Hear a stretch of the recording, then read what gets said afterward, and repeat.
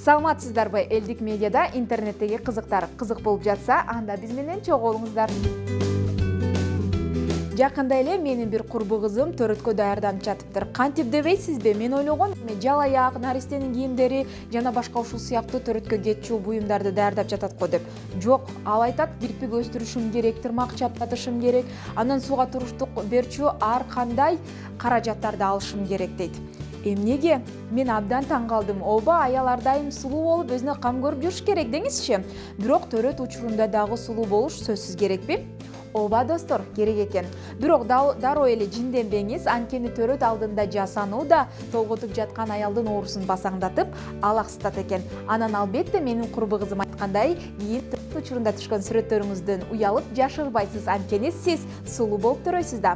Билесизби, жада калса Европада толгоо учурунда макияж жасоо модага айланып келе жаткандай. Буга далил катары көп жылдык тажрыйбага ээ профессионал визажист Аллаха Кариминин төрөт учурундагы окуясын айтсак болот. Ал алгач ирет төрөп жаткандыктан толгоо учурунда катуу оорудан эсин жогото жаздаган. Ак халатчандар аны эсине келтиришкенде Карими алардан анын косметикасын алып келип берүүсүн суранган. Врачтар анын өтүнүчүнө таң калышкан. Бирок бир аздан соң баары белгилүү болгон. Аллаха катуу толгоодон өзүнө макияж жасап, алаксыган жана 30 мүнөттөн соң аман эсен наристесин колуна алган. Бул сыяктуу окуяларды интернет айдыңынан абдан көп кезиктирсек болот. Андыктан сиз дагы жакынкы учурда наристеңизди күтүп жатсаңыз, толгоо учурундагы ооруңуздан алаксуу максатында өзүңүзгө макияж жасап, суп-сулуу болуп төрсөңүз болот экен. Дал ушул ыкманы сиз колдоносузбу же толготуп жатканда катуу оорудан дагы кантип алаксыса болот? Өз пикирлериңиздерди комментарийга калтырганды унутпаңыздар.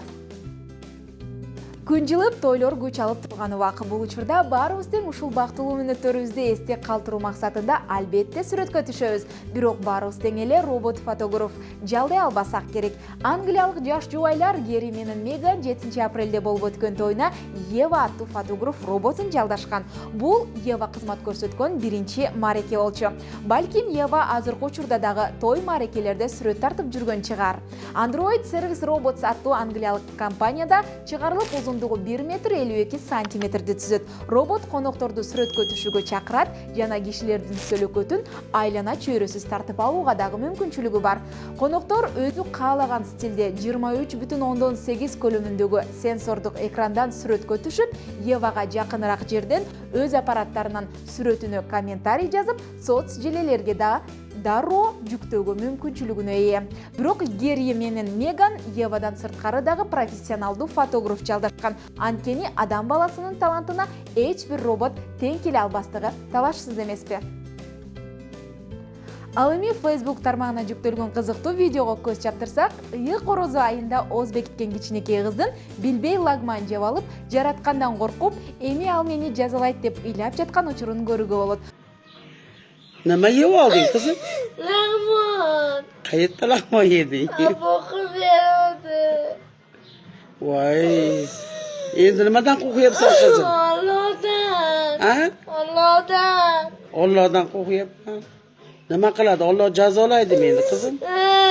Jazolam. Ham gunoh bo'ladi dedi. Gunoh bo'ladi demayin.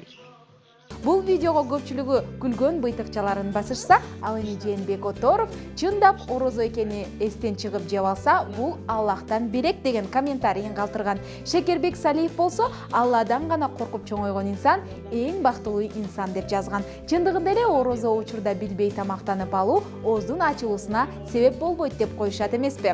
Андыктан билбей бир нерсе жеп алсаңыз, бул кыздай болуп капалануунун кереги жок. Мына ушуну менен бүгүнкү күнгө алынган кызыктарым соңуна чыкты. Берген маалыматтарым сиздерге жаккан болсо, класс басыңыз жана Элдик медиага катталууну унутпаңыздар. Кызматыңыздарда Гүлжамал Калыкова болду.